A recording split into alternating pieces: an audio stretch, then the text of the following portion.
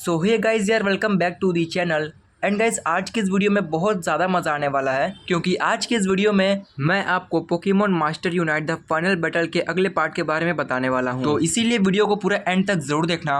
और जिन लोगों को नहीं पता उन लोगों को मैं बता देता हूँ कि ये कोई पोकेमॉन की ऑफिशियल मूवी नहीं है। इस मूवी को मैंने बनाया है, और अगर आपको इस मूवी के पहले के पार्ट्स देखने हैं तो लिंक नीचे डिस्क्रिप्शन में है, तो आप जाके वहां से चेकआउट कर सकते हैं। तो अब ज़्यादा वक्त ना बर्बाद करते हुए आज की इस वीडियो को शुरू करते हैं।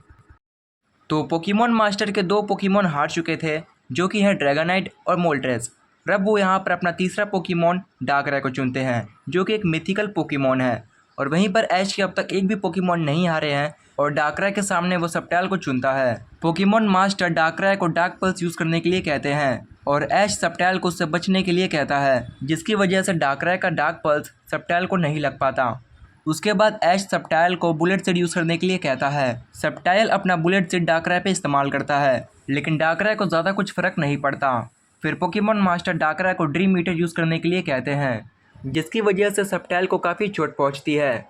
फिर पोकेमॉन मास्टर डार्कराय को आइस बीम यूज़ करने के लिए कहते हैं, जो कि सप्टाइल को काफ़ी दूर तक फेंक देती है, और इस वजह से सप्टाइल काफ़ी ज़्यादा ज़ख्मी हो जाता है। फिर ऐश सप्टाइल को कहता है, सप्टाइल पूरी ताकत से लीफ ब्लेड इस्तेमाल करो, लेकिन डार्कराय हवा में उड़ने लग जाता है, जिसकी वजह से सप्टाइल अपना लीफ ब्लेड नहीं मार पाता। और फिर बाद में वो पोकेमॉन मास्टर डार्कराय को डार्क बॉल यूज़ करने के लिए कहते हैं, और डार्कराय अपना डार्क बॉल यूज़ करता है सप्टाइल पे। तभी ऐश कहता है, सप्टाइल कैसे भी करके डार्कराय के डार्क बॉल से बचो। सप्टाइल क्विक अटैक का इस्तेमाल करता है, और वो डार्क बॉल से बच जाता है। पोकेमॉन मास्टर को काफ़ी गुस्सा आता है। फिर वो डार्कराय को डार्क पल्स यूज़ करने के लिए कहते हैं। डार्कराय के डार्क पल्स की वजह से सप्टाइल काफ़ी कमज़ोर हो जाता है। पोकेमॉन मास्टर ऐश को कहते हैं, ऐश सिर्फ एक अटैक और तुम्हारा सप्टाइल ख़त्म। लेकिन तभी ऐश कहता है, इतनी भी जल्दी क्या है, ज़रा वहाँ पर तो देखो। पोकेमॉन मास्टर सप्टाइल को देखते हैं और काफ़ी चौंक जाते हैं, क्योंकि सप्टाइल के अंदर से एक ग्रीन कलर की एनर्जी बाहर निकल रही थी।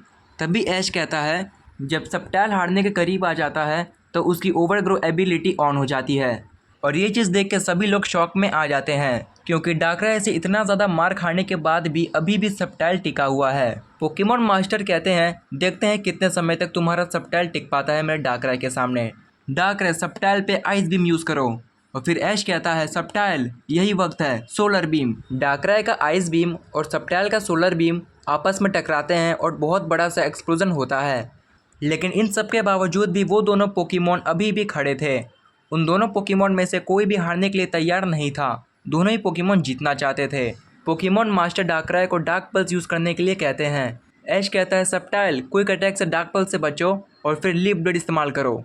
सप्टाइल ऐश की बात मानते हुए वो पहले डार्कराय के डार्क पल्स से बचता है अपने क्विक अटैक की मदद से, और फिर डार्कराय के ऊपर अपनी पूरी ताकत से लीफ ब्लेड इस्तेमाल करता है, और डार्कराय एक ही लीफ ब्लेड के अंदर हार जाता है। अब यहाँ पर पोकेमॉन मास्टर के 3 पोकेमॉन हार जाते हैं, और ऐश के अभी तक एक भी पोकेमॉन नहीं हारे थे। फिर पोकेमॉन मास्टर डार्कराय को बुलाते हैं और अपना अगला पोकेमॉन चुनते हैं, और कहते हैं ऐश को, देखते हैं कि तुम मेरे इस पोकेमॉन को कैसे हराते हो ऐश। जाओ चारिज़ार्ड। पोकेमॉन मास्टर का चारिज़ार्ड काफ़ी ज़्यादा स्ट्रॉन्ग दिख रहा था, लेकिन फिर भी ऐश अपने सप्टाइल को वापस नहीं बुलाता। वो चारिज़ार्ड के सामने सप्टाइल को ही यूज़ करता है, और फिर बाद में इन दोनों की बैटल स्टार्ट होती है। ऐश सप्टाइल को सोलर बीम यूज़ करने के लिए कहता है, और वहीं पर पोकेमॉन मास्टर चारिज़ार्ड को उससे बचने के लिए कहते हैं, और चारिज़ार्ड हवा में उड़ के सोलर बीम से बच जाता है। और फिर पोकेमॉन मास्टर कहते हैं, अब वक्त आ गया है अपनी असली पावर दिखाने का, mega evolve. Pokemon master Charizard को मेगा इवॉल्व करके मेगा चारिज़ार्ड वाई बना देते हैं। तभी ऐश सप्टाइल को लीफ ब्लेड इस्तेमाल करने के लिए कहता है, और पोकेमॉन मास्टर कहते हैं, अब उसे ख़त्म करने का वक्त आ गया है चारिज़ार्ड। सप्टाइल पे फायर ब्लास्ट यूज़ करो, और एक ही फायर ब्लास्ट के अंदर सप्टाइल हार जाता है। ऐश कहता है, इतना स्ट्रॉन्ग फायर ब्लास्ट मैंने आज तक नहीं देखा। उसके बाद ऐश अपने सप्टाइल को वापस बुलाता है। अब जाकर यहाँ पर ऐश का एक पोकेमॉन हारता है। फिर ऐश अपना अगला पोकेमॉन चुनता है, जो कि था इन्फर्नेप। ऐश इन्फर्नेप को मेगा चारिज़ार्ड वाई के ऊपर मार्क पंच यूज़ करने के लिए कहता है, और वहीं पर Pokemon master mega Charizard Y को विंग अटैक यूज़ करने के लिए कहते हैं। लेकिन इन्फर्नेप विंग अटैक से नहीं रुकता, और वो मेगा चारिज़ार्ड वाई के मुंह पे अपना मार्क पंच मार देता है, जिसकी वजह से मेगा चारिज़ार्ड वाई को काफ़ी चोट पहुंचती है। फिर Pokemon master mega Charizard Y को फ्लेम थ्रोवर यूज़ करने के लिए कहते हैं, और वहीं पर ऐश भी इन्फर्नेप को फ्लेम थ्रोवर यूज़ करने के लिए कहता है। दोनों के फ्लेम थ्रोवर आपस में टकराते हैं और बहुत बड़ा सा एक्सप्लोजन होता है।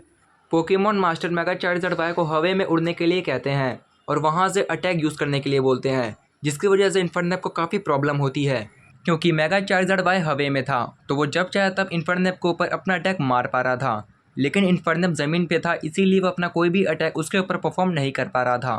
फिर Pokemon master mega Charizard Y को ओवरहीट यूज़ करने के लिए कहते हैं।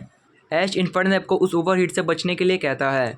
इन्फर्नेप पहले से ही काफ़ी कमज़ोर हो चुका था, इसीलिए उसकी स्पीड काफ़ी कम हो गई थी, जिसकी वजह से इन्फर्नेप ओवरहीट से नहीं बच पाता और उसे ओवरहीट लग जाता है। मेगा चार्जर वाई का ओवरहीट बहुत ज़्यादा स्ट्रॉन्ग था, इसीलिए इन्फर्नेप को काफ़ी ज़्यादा चोट पहुंचती है और वो नीचे गिर जाता है। सभी लोगों को ऐसा लगता है कि इन्फर्नेप हार चुका है, लेकिन थोड़ी ही देर में इन्फर्नेप वापस से खड़ा हो जाता है और उसकी ब्लेज एबिलिटी ऑन हो जाती है। फिर ऐश कहता है, मैं इसी वक्त का इंतज़ार कर रहा था, अब मैं तुम्हें दिखाता हूँ कि मेरे इन्फर्नेप की ब्लेज एबिलिटी क्या चीज़ है। चलो इन्फर्नेप, इन्हें दिखाते हैं अपनी असली ताकत। फ्लेयर बीट्स इस्तेमाल करो इन्फर्नेप। इन्फर्नेप पूरी ताकत से फ्लेयर बीट्स इस्तेमाल करता है और वो मेगा चार्जर वाई को मार देता है। मेगा चार्जर वाई नीचे गिर जाता है और उसे काफ़ी चोट पहुँचती है।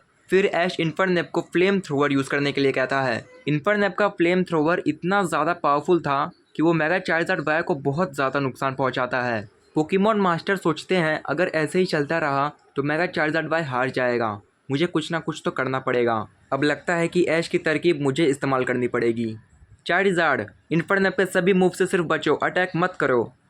इन्फर्नेप जितने भी अटैक करता है मेगा चार्जर वाई उससे सिर्फ बचने की कोशिश करता है और वो उन सभी अटैक से बचते रहता है और इस तरह से इन्फर्नेप की पावर काफ़ी कम हो जाती है। इन्फर्नेप काफ़ी थक जाता है और फिर Pokemon master mega Charizard Y को फायर ब्लास्ट यूज़ करने के लिए कहते हैं और ऐश इन्फर्नेप को एक पावरफुल फ्लेयर ब्लिट्स इस्तेमाल करने के लिए कहता है।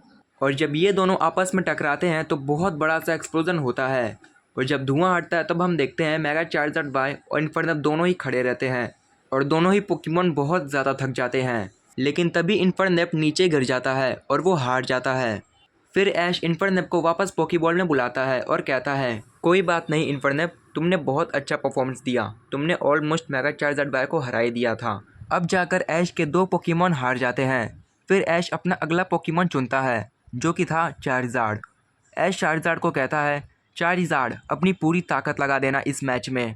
पोकेमॉन मास्टर कहते हैं, तो तुम्हारे पास भी एक चार्जार्ड है, लेकिन वो मेगा इवॉल्व नहीं है। ऐश कहता है, मेरा चार्जार्ड बिना मेगा इवॉल्व हुए तुम्हारे चार्जार्ड को हराएगा।